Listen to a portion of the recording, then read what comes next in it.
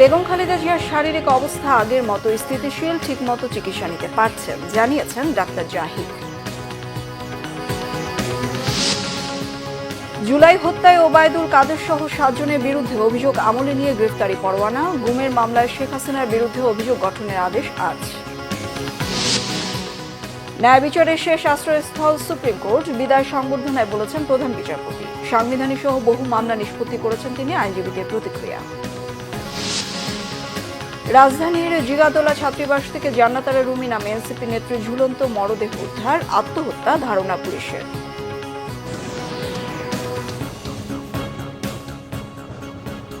Crown cement সংবাদ শিরোনাম দেখছিলেন, এবার বিস্তারিত। বিএনপি চেয়ারপারসন বেগম খালেদা জিয়ার শারীরিক অবস্থা আগের মতো স্থিতিশীল, তিনি ঠিকমতো চিকিৎসা নিতে পারছেন। সার্বক্ষণিক খোঁজ নিচ্ছেন তারেক রহমান এবং ডাক্তার জুবাইদা রহমান। ব্রিফিংয়ে এসব তথ্য জানিয়েছেন বিএনপির স্থায়ী কমিটির সদস্য doctor AZM Zahid Hossain.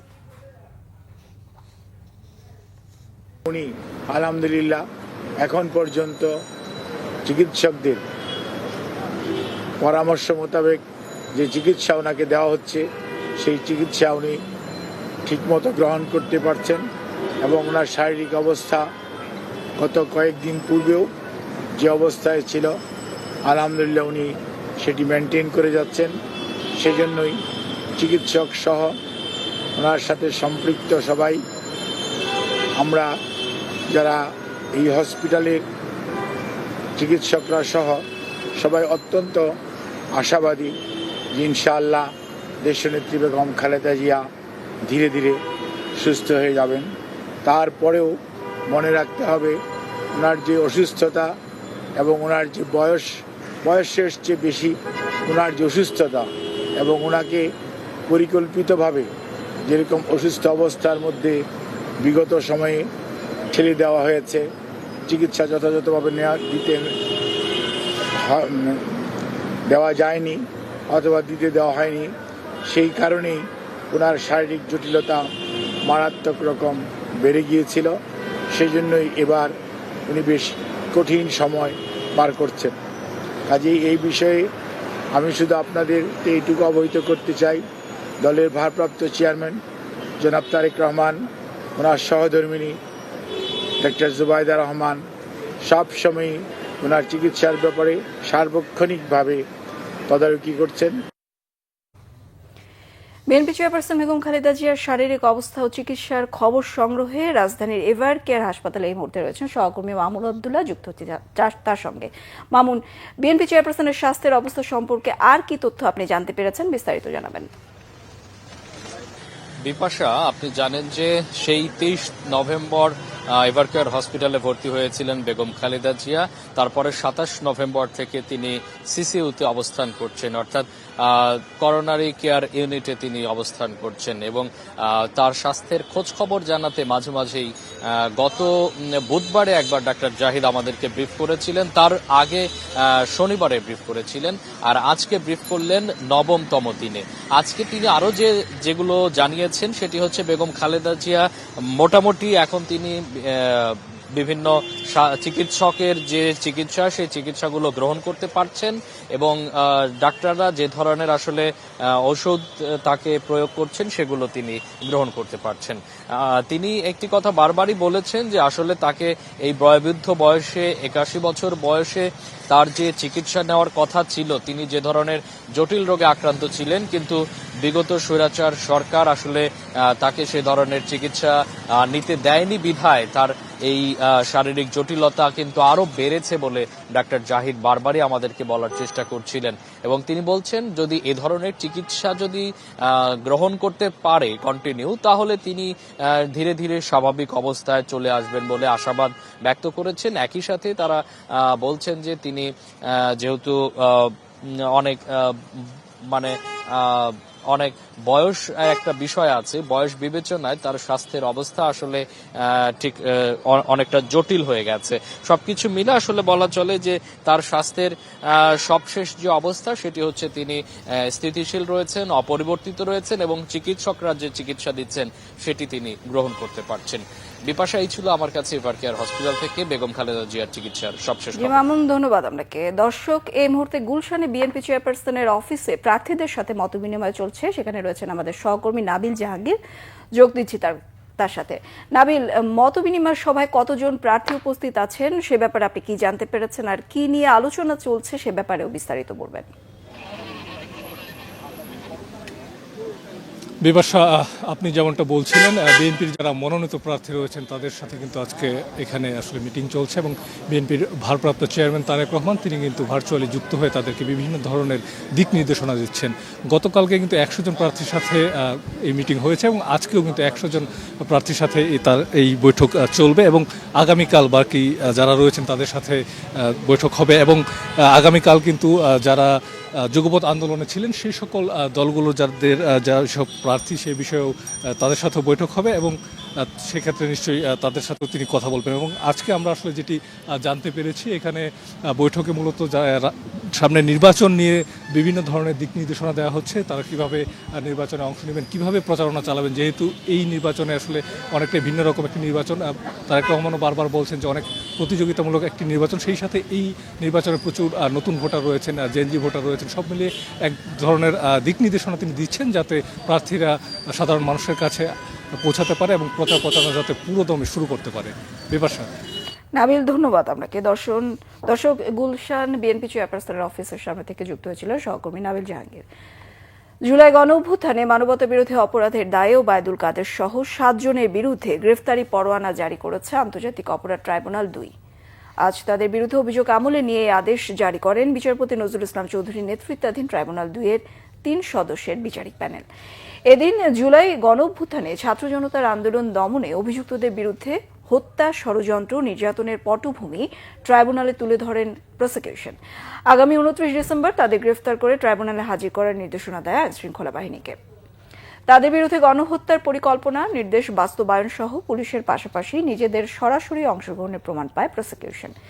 Chief prosecutor Tajul Islam জানান, জুলাই আগস্ট আন্দোলনের গণহত্যায় যারা মূল ভূমিকা পালন করেছেন তাদেরকে এই মামলায় আনা হয়েছে। সেক্রেটারি মইনুল ইসলাম খান নিখিল, ছাত্রলীগের সভাপতি সাদ্দাম, ছাত্রলীগের সেক্রেটারি আলী আসিফ ইনান সহ 7 জনের বিরুদ্ধে জুলাই আগস্টে সংগঠিত মানবতা বিরোধী অপরাধের ব্যাপারে অভিযোগ আমলে গ্রহণ করেছেন এবং এটাকে একটা নিয়মিত মামলা হিসেবে রেকর্ড করে আসামিদের বিরুদ্ধে গ্রেপ্তারি পরোয়ানা জারি করেছেন। আগামী 29শে ডিসেম্বর এই আসামিদেরকে গ্রেপ্তার করে আদালতে উপস্থিত করার জন্য আইনশৃঙ্খলা রক্ষাকারী বাহিনীকে নির্দেশ। গুম নির্যাতনের মামলায় ক্ষমতাচ্যুত প্রধানমন্ত্রী শেখ হাসিনা, তার প্রতিরক্ষা বিষয়ক উপদেষ্টা অবসরপ্রাপ্ত মেজর জেনারেল তারিক আহমেদ সিদ্দিক এবং সাবেক বর্তমান 11 সেনা কর্মকর্তার বিরুদ্ধে অভিযোগ গঠনে ট্রাইব্যুনাল আজ আদেশ দেবে। আন্তর্জাতিক অপরাধ ট্রাইব্যুনাল 1 এর বিচারিক প্যানেলের এই আদেশ দেবে।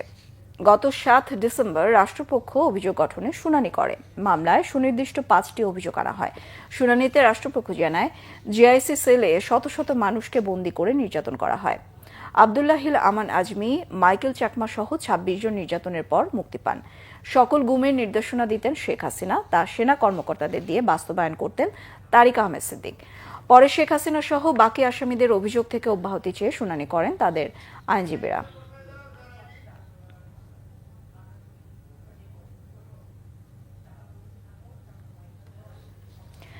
আজ শেষ দিনের মতো আপিল বিভাগে বিচার কাজ পরিচালনা করেছেন প্রধান বিচারপতি সৈয়দ রেফাত আহমেদ। এ উপলক্ষে আপিল বিভাগের এজলাসেই অ্যাটর্নি জেনারেলের কার্যালয় ও সুপ্রিম কোর্ট আইনজীবী সমিতির পক্ষ থেকে তাকে বিদায়ী সংবর্ধনা দেওয়া হয়। এ সময় আপিল বিভাগে উপস্থিত ছিলেন সুপ্রিম কোর্ট ও হাইকোর্ট বিভাগের বিচারপতি, বিভিন্ন ট্রাইব্যুনালের বিচারপতি, আইনজীবী, সুপ্রিম কোর্ট সচিবালয়ের কর্মকর্তা ও প্রধান বিচারপতির শুভাকাঙ্ক্ষীরা। বিদায়ী বক্তব্যে প্রধান বিচারপতি বলেন, গণতন্ত্র যতদিন মূল্যবোধ থাকবে ততদিন সুপ্রিম কোর্ট ন্যায় বিচার ও স্বাধীনতার শেষ আশ্রয় হয়ে থাকবে। তিনি বলেন, বেঞ্চ ও বারের সম্মিলিত দায়িত্ববোধই বিচার ব্যবস্থার শক্তি। অ্যাটর্নি জেনারেল আরও বলেন, রাজনৈতিক অনুকম্পায় বিচারক নিয়োগের সংস্কৃতি ভেঙেছেন প্রধান বিচারপতি এবং তার হাত ধরেই মাজদার হোসেন মামলার রায়ের পূর্ণতা এসেছে। সুপ্রিম কোর্ট আইনজীবী সমিতির সভাপতি মাহবুব উদ্দিন খোকন বলেন, সৎ, নিষ্ঠা ও দক্ষতার সঙ্গে দায়িত্ব পালন করে প্রধান বিচারপতি সাংবিধানিক সহ বহু গুরুত্বপূর্ণ মামলা নিষ্পত্তি করেছেন। আগামী 27 তারিখ অবসর গ্রহণের কথা থাকলেও আজই ছিল আপিল বিভাগে প্রধান বিচারপতির শেষ কার্যদিবস।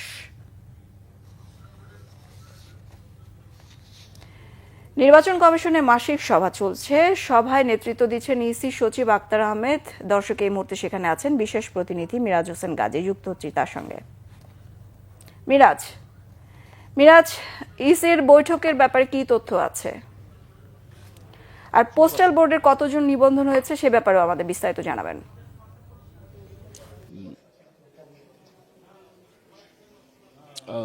বিপাশা, বিদেশ থেকে যারা নিবন্ধন করছেন পোস্টাল ব্যালট যে ভোট পদ্ধতি আছে সেই পদ্ধতিতে নিবন্ধন প্রথমে করতে হচ্ছে, এরপর তাদের কাছে পোস্টাল ব্যালট পৌঁছাবে, মানে ডাকযোগে ব্যালট পৌঁছাবে, এরপর তারা ভোট দেবেন।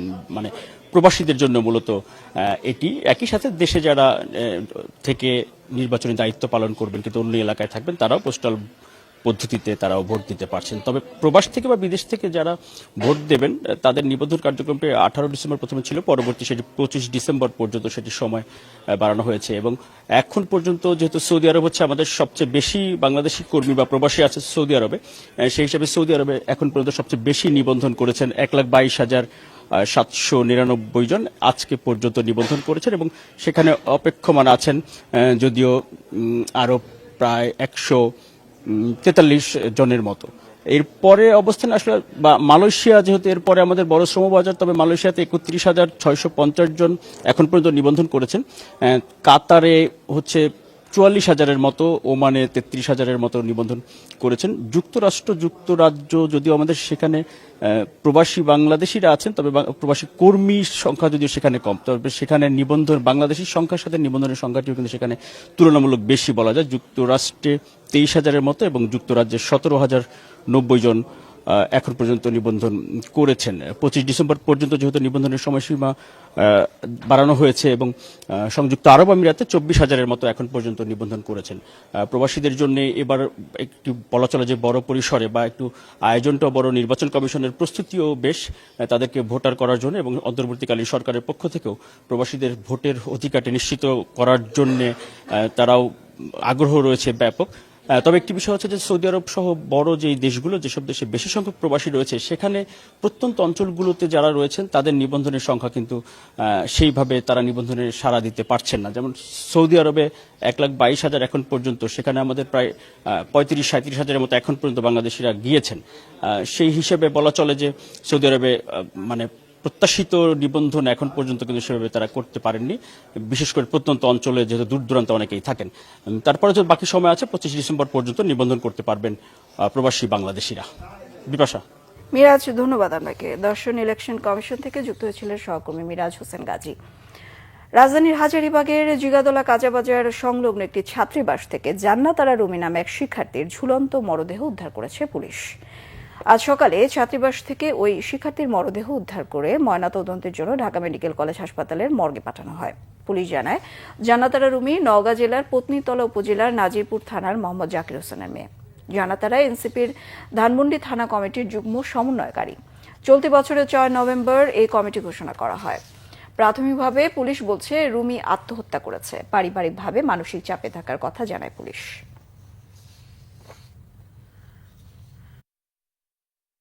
চলতি বছর শেষে দেশের বৈদেশিক মুদ্রার রিজার্ভ $35 বিলিয়ন পৌঁছাবে এমন আশার কথা জানালেন বাংলাদেশ ব্যাংকের গভর্নর আহসান এইচ মনসুর। আর এ লক্ষ্য পূরণে বিশ্ব ব্যাংক বা IMF এর কাছ থেকে কোনো অর্থ সহায়তা নেওয়া হবে না। রাজধানীর পল্টনে ERF আয়োজিত ব্যাংকিং খাতে সংস্কার এবং চ্যালেঞ্জ উত্তরণে করণীয় নিয়ে সেমিনারে এসব কথা বলেন তিনি। গভর্নর জানান, বন্ধ ফ্যাক্টরি ঋণ পুনঃতফসিল করতে দেওয়া হবে না। ঋণ পুনঃতফসিল করতে হলে অবশ্যই ফ্যাক্টরি চালু থাকতে হবে। দেশের আর্থিক খাতে স্থিতিশীলতা ফিরিয়ে আনা গেলেও ব্যাংকিং খাতে এখনো পুরোপুরি আস্থা ফিরিয়ে আনা সম্ভব হয়নি বলে মন্তব্য তার। এজন্য গ্রাহকদের আস্থা ফেরাতে ব্যাংকগুলোকে কঠোর নজরদারির মধ্যে রাখা হয়েছে। ব্যাংকিং খাতের সুশাসনের ক্ষেত্রে যারা প্রভাব বিস্তার করবে তাদের বিরুদ্ধে ব্যবস্থা নেওয়ার হুঁশিয়ারি দেন গভর্নর। পাশাপাশি খুব শীঘ্রই সম্মিলিত ইসলামী ব্যাংকের আমানতকারীদের অর্থ ফেরত দেওয়া শুরু হবে বলেও জানান আহসান এইচ মনসুর। যদি ফাইন্যান্সিয়াল আউটলুক ভালো না হয়, সেই ব্যাংকের টাকা রিশিডিউল করে কোনো লাভ নাই। দ্যাটস ভেরি ক্লিয়ার ইনস্ট্রাকশন আমাদের ব্যাংকের। কিন্তু যাদের ভবিষ্যৎ সম্ভাবনা আছে, তাদের ফ্যাক্টরিটা চালু আছে, আমরা কোনো চালু ফ্যাক্টরি বন্ধ করতে চাই না। আমরা তাদেরকে সুযোগ দিতে চাই যে ঠিক আছে, তুমি এখন পারছো না, 10 বছরের মধ্যে যদি তুমি রাখবে দিয়ে শোধ করে দিতে পারো, আমরা তুমি শোধ করে দেবো। সাথে কম্পিটিটিভ আন্তর্জাতিক প্রসঙ্গ। বাংলাদেশের সঙ্গে সীমান্তের প্রায় ৭৯% বেড়া দিয়েছে ভারত। নিরাপত্তা জোরদার করতে এবং অনুপ্রবেশ ঠেকাতে এই উদ্যোগ নেওয়া হয়েছে বলে জানায় দেশটির স্বরাষ্ট্র মন্ত্রণালয়। এনডিটিভি জানিয়েছে, বাংলাদেশ ভারতের ৪,০৯৬ কিলোমিটার সীমান্তের মধ্যে ৩,২৩৯ কিলোমিটার বেড়া দেওয়ার কাজ শেষ হয়েছে। পাকিস্তানের সঙ্গেও ৯৩% বেশি সীমান্তে বেড়া দেয় দেশটি। ২,২৮৯ কিলোমিটারের মধ্যে ২,১35 কিলোমিটার সীমান্তে বেড়ার কাজ শেষ হয়েছে। দেশটির আরেক প্রতিবেশী মিয়ানমারের সঙ্গে ১,৬৪৩ কিলোমিটার সীমান্তের মধ্যে ৯ কিলোমিটারে বেড়া দেওয়া হয়েছে। মোট 7টি দেশের সঙ্গে স্থল সীমান্ত রয়েছে ভারতের। এর মধ্যে সবচেয়ে দীর্ঘ সীমানা রয়েছে বাংলাদেশের সঙ্গে। সংবাদ শেষ করব ক্রাউন সিমের শিরোনামগুলো আরেকবার জানিয়ে।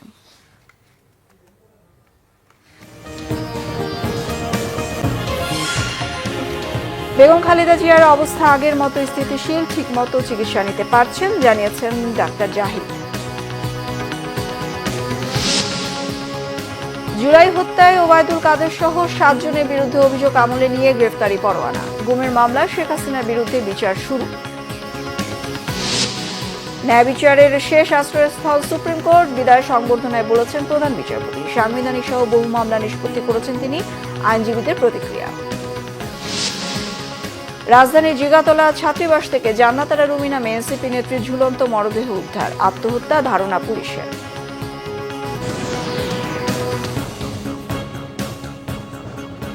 এই ছিল এখনকার মতো। পরের সংবাদ বিকেল 4টায়। 3টায় থাকছে নিউজ টপ 10, দেখার আমন্ত্রণ রইল। এছাড়া বাংলাভিশন সংবাদ ও সংবাদ সংশ্লিষ্ট অনুষ্ঠান দেখতে ভিজিট করুন www.bbnews24.com ও facebook.com/বাংলাভিশননিউজ। সাবস্ক্রাইব করুন youtube.com/বাংলাভিশননিউজ। সঙ্গে থাকায় ধন্যবাদ সবাইকে।